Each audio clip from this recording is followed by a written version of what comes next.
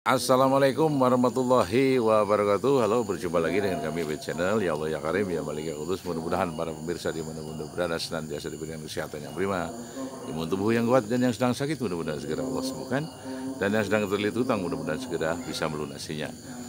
Untuk kali ini saya ingin memaparkan sebuah narasi dari Satrio Piningit, bahwa Satrio Piningit adalah lahir dan besar di sebuah perkampungan kecil atau dusun-dusun yang terpencil di seluruh Nusantara, bahkan di belahan dunia manapun.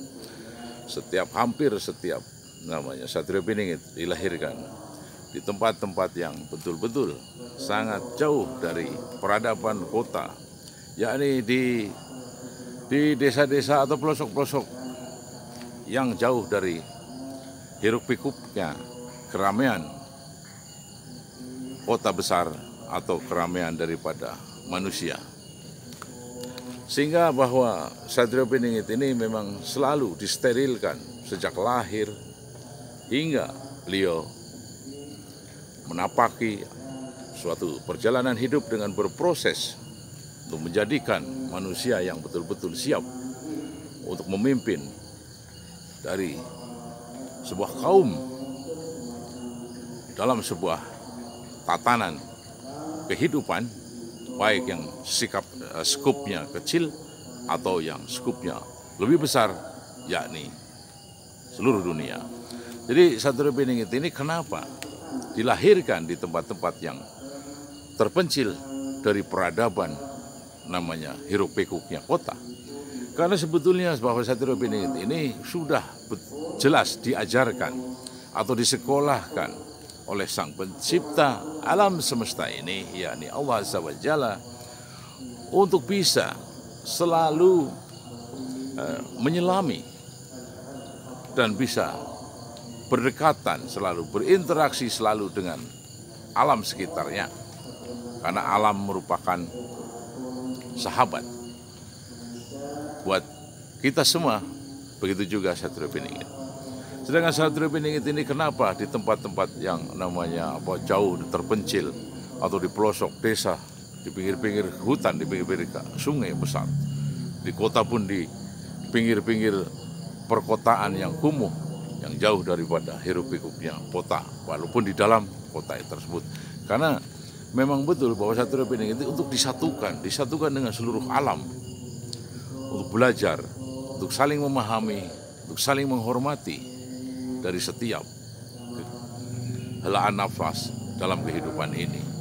Karena bahwa tanah yang kita injak pun adalah hidup, alam semesta ini hidup. Sehingga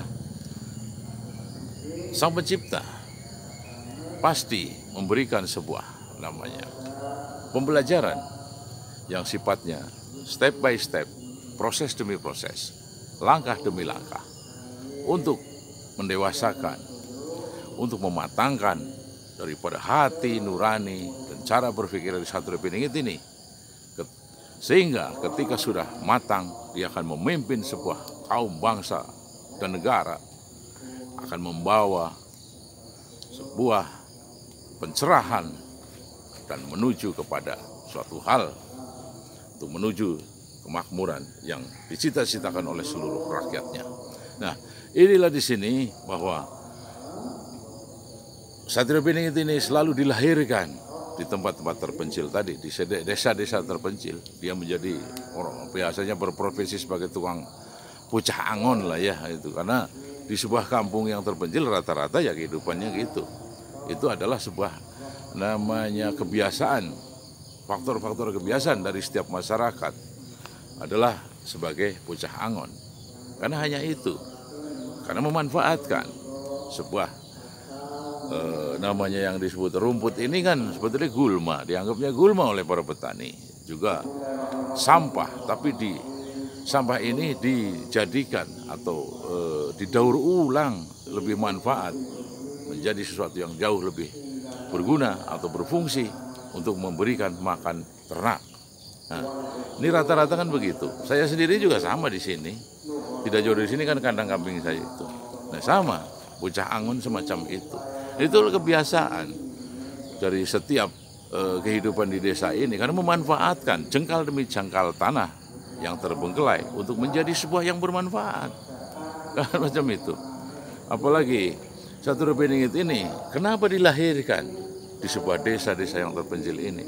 Karena disinilah Sang Pencipta alam semesta ini, Allah Azza wa Jalla, untuk memberikan pelajaran berharga kepada Satrio Piningit ini dengan agar Satrio Piningit selalu menyaksikan sebuah pemandangan yang indah, ya kan? Untuk sebagian orang awam terutama, pemandangan yang indah adalah pemandangan yang bisa dilihat dengan kasat matanya. Gunung Ngare dan sungai, lembah yang begitu indah menghijau, wah samrut katulistiwa, kan semacam itu. Tapi untuk Satrio Piningit tidak. Itu. Sang Pencipta alam semesta memberikan namanya pembelajaran atau pelajaran yang berharga kepada Satrio Piningit, ya ini pemandangan yang indah. Maksudnya kenapa? Itu tadi sudah dilahirkan di sebuah desa yang terpencil, otomatis jauh daripada teknologi yang mungkin canggih, jauh dari namanya modernisasi peralatan apapun, semua serba namanya manual, semua serba tradisional, semua serba orsinil. Jadi orsinilisitas inilah yang dipertontonkan untuk Satrio Piningit belajar. Seperti kita yang di kampung-kampung juga selalu belajar untuk melihat sebuah pemandangan yang indah itu apa, saudara-saudaraku. Ternyata pelajaran yang berada dari Sang Pencipta untuk kita semua, yakni untuk Satrio Piningit, adalah pemandangan yang indah adalah ketika kita melihat di setiap sudut mata kita memandang, di situ banyak orang bekerja keras, banting tulang peras keringat untuk memberikan nafkah kepada anak istrinya. Inilah yang disebut pemandangan yang indah untuk Satrio Piningit. Sebetulnya ini dari Sang Pencipta, bukan seorang laki-laki yang mentereng gagah namun menipu anak dan istrinya dengan jalan, yaitu tadi seperti korupsi. Itu kan penipuan. Itu bukan pemandangan yang indah buat Satrio Piningit. Jadi Satrio Piningit ini dikasih suatu pelajaran yang berharga, bahwa pemandangan yang indah adalah ketika seorang suami atau ketika single parent, seorang istri pun karena ditinggal oleh suaminya, lantas dia bekerja keras, banting tulang peras keringat atas mencari ridho Allah demi untuk ngasih makan anak-anaknya. Ini yang disebut pemandangan yang indah. Kenapa Satrio Piningit dilahirkan di sebuah desa yang terpencil, di ngare-ngare, di lembah-lembah, di pinggir sungai, di pinggir perkotaan pun sama. Itu loh, di bawah gunung. Ini sebetulnya pelajaran berharga yang mesti dipetik oleh kita agar kita bisa melihat pemandangan yang indah.